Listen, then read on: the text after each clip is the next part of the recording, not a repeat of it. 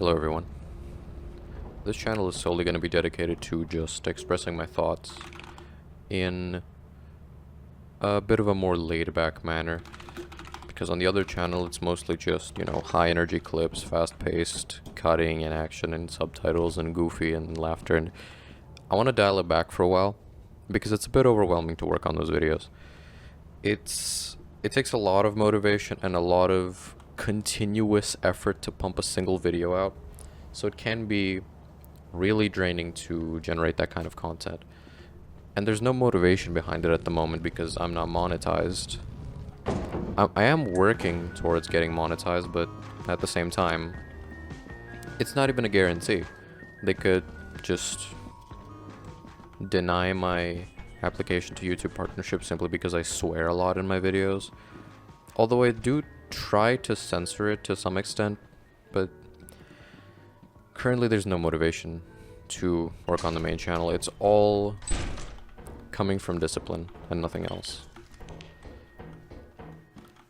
And I wish there was some motivation because I haven't been as disciplined as I like to be in the past month, even two. There are urges that I want to control, like for an example, I want to work out more and stop drinking coffee, but obviously both of those take an incredible amount of commitment and don't just come easy. This is a new room. Never mind. Not a new room. Just a new side of it. Both of those take a lot of commitment. I haven't seen and I haven't been capable of doing either of those. I work out every now and then when I have the energy for it, late nights. However, that's not often. School is pretty draining. I think of myself as an introverted person more so than extroverted. So maybe I've somehow convinced myself that people drain me, even though that's probably not the case. I love being around people. And oftentimes I know this for a fact about myself. Oftentimes I'll say, oh yeah, I just need some space, but in reality I just want to be around people. And that's something I should probably work on as well. But where do you start? Where exactly are you supposed to start when you say I'm working on something? The hardest part of doing anything is starting, and the second hardest part is continuing. Or maybe it's the other way around. Maybe continuing is harder than starting. Because you could start it. It could be easy at first, then you could hit problems. You could lose the motivation to continue. That's a big problem. Like, if you feel that you can't accomplish your original goal, then it's, again, hard to be motivated to do so. For example, if you're writing a program and suddenly all you see are errors and you can't find out what the solution is, what the problem is, or if the program is, running but it's not giving the correct output and you just can't seem to place your finger as to why, that's highly demotivating, especially when there's not something obvious telling you that you're doing something wrong. And oftentimes, you're not perfect. You're doing something wrong, and that's okay. True strength comes in acknowledging your faults and working on it. But at the same time, how long can you work on something before you're not working at all? Before, to the outside, to the people around you, it starts seeming as though you don't do anything, or you're not improving. Lately I've been seeing a lot of this guru content on YouTube where it's like, oh yeah, work hard, make money, get rich, stuff like that. But the truth is that most people probably won't be rich. They probably won't have that much money. And, a lot of the time I say that my dream car is a Porsche 911 Turbo S, right? And that's probably an attainable goal if I manage my money, if I work a nice job. What the fuck? Frankly, I don't know what that is. I don't want to know. If I work a nice job, if I save my money, if I budget myself well, you know, it's probably achievable. But by that time, I'm gonna be 40, and I'll have different views on life. Maybe that car won't even be one of my dreams at that point. Maybe it'll be something else that has come out in between then and now. So sometimes I ask myself, is it worth it to oh shit, is it worth it to dream about those kinds of things? Here's a little trick you can do. You can let it get on your head, and then if you step outside, it'll just die. Yeah, but again, is it really worth it to dream? Because by the time you achieve that dream of yours, will it still be your dream? It could be something simple. It could be something modest, like, you know, having a nice family, having a stable income. But those are things that everyone wants. What do you exactly define? What do you even define as a dream? Is it something that's not easy to obtain by traditional means? Like an expensive item or something? I'm pretty sure everyone wants to have a nice, happy family. You know, it's hard to believe, for me at least, that some people don't ever want to have kids. I wonder why. You know, maybe they don't feel as like responsible enough to take care of a living being because they see how badly they're taking care of themselves. Unfortunately, some people can't even have kids if they wanted to. That's really sad to me, because I feel like raising a child is, you know, seeing your child grow up to be something amazing is probably one of the biggest joys you can have in life. So I've been told.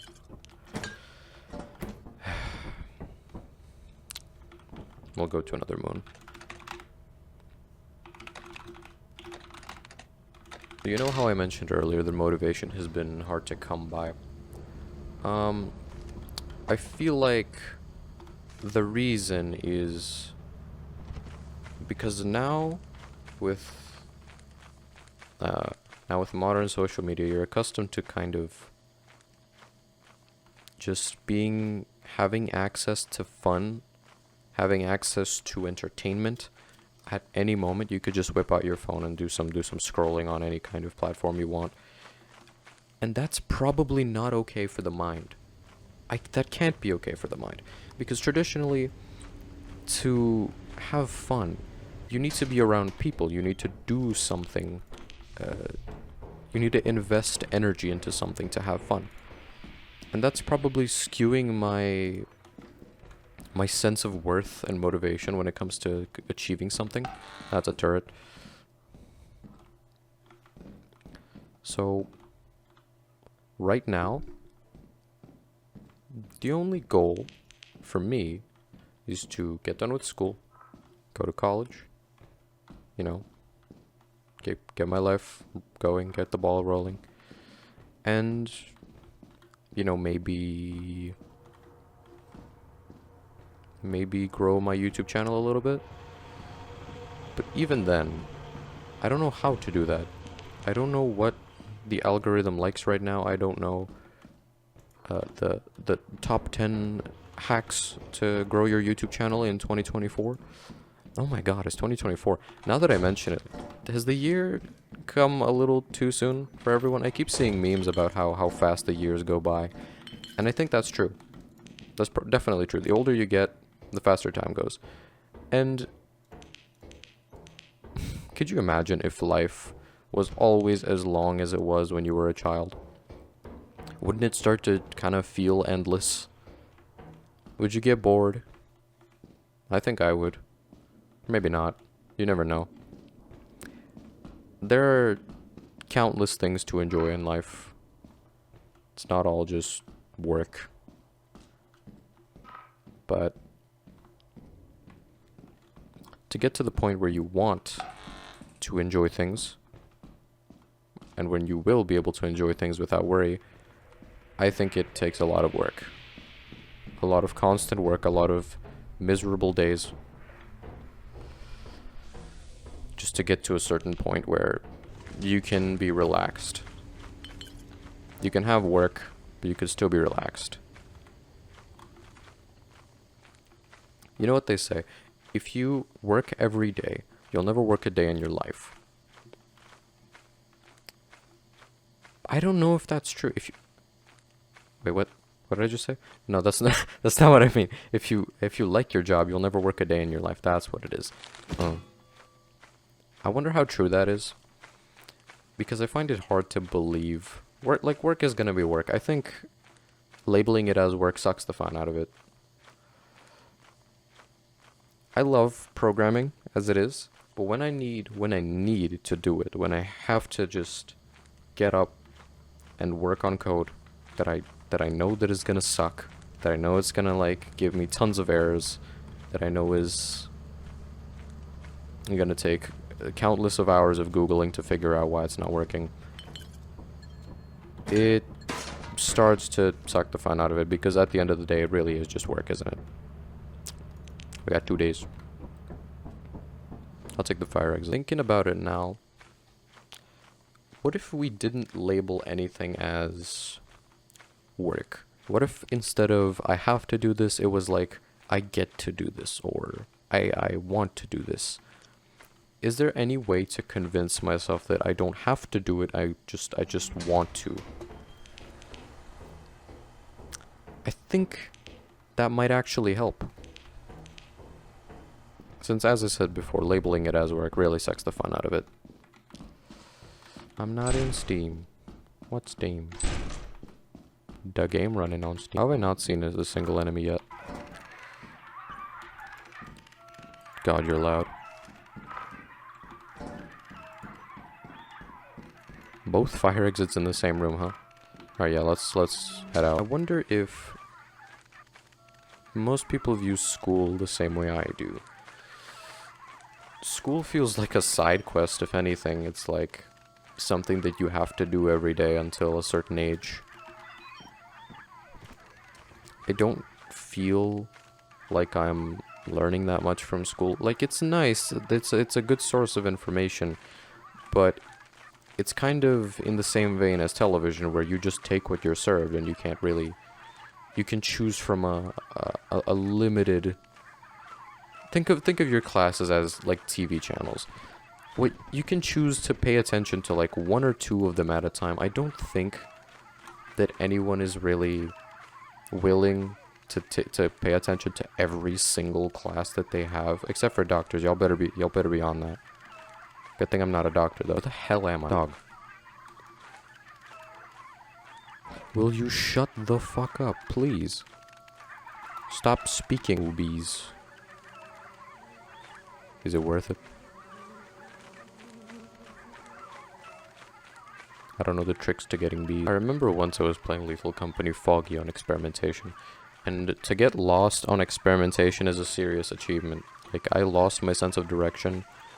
It was so bad that I could not tell even remotely where I was. Everything was just gray. I tried lowering the gamma, increasing the gamma, nothing really worked. We tried navigating by listening to my friends. Okay, there's a forest giant. He works on... Pretty sure he works based off line of sight. So I can keep a tree between me and him. Yeah. We can go. Not the best, but not the worst either. What the hell? Okay, I guess pick your battles. Experimentation Foggy. Speaking of foggy experimentation, I guess I'm gonna go there. I wonder if it's worth going to Vow. Why not? Let's go to Vow. Everything else is flooded or eclipsed, and I really don't want to deal with either of those. We're gonna do that. I'm gonna do Stormy. Experimentation just doesn't give enough money. I don't know where my light switch is. Another thing that I wanted to talk about was the amount of faith we put in the security of our electronics. There's a reason why cybersecurity and like hacking is a profession. It's because these devices can be exploited, and they can be used against you. Your own devices that store your information that you use on a daily basis can and probably will eventually be used against you. For example, you put a lot of faith in companies storing your password well, but they don't do that. You don't know how they store your password. Now, the best way to store passwords is encrypted and salted. However, you don't really know how good a company is at doing that until they get hacked, and then your passwords are leaked for everyone to see. Which has happened to me, which heavily encouraged me to get two-factor authentication. What is going on here? I don't know where the fire exit is on this map. So, even if I gave someone my password right here, right now, I put it on the screen on this YouTube video, which I'm not going to do, you probably still wouldn't be able to log into my Google account, or any of my other accounts for that matter. And the reason is two-factor authentication.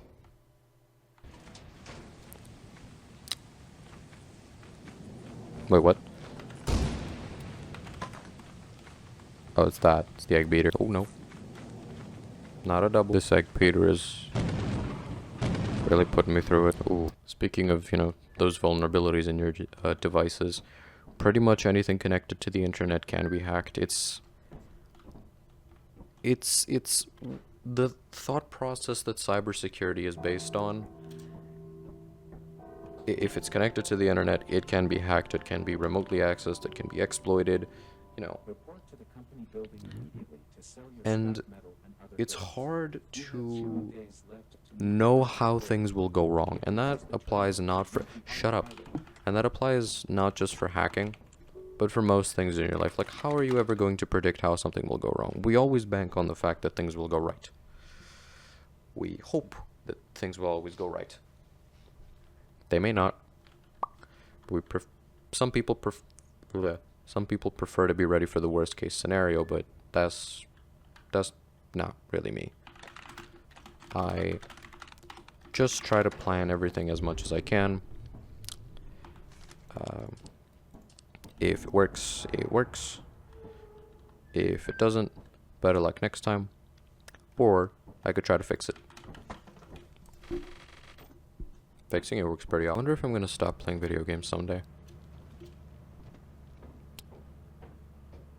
I feel like I'd lose a part of me if I stopped playing video games. Maybe someday I'll simply be too busy to play video games, too preoccupied with like family, work, school even. But to stop playing video games entirely, like to not find them fun anymore, would really hurt. I know it would. Ka-chunk. Bye-bye, company. Goodbye to you all too.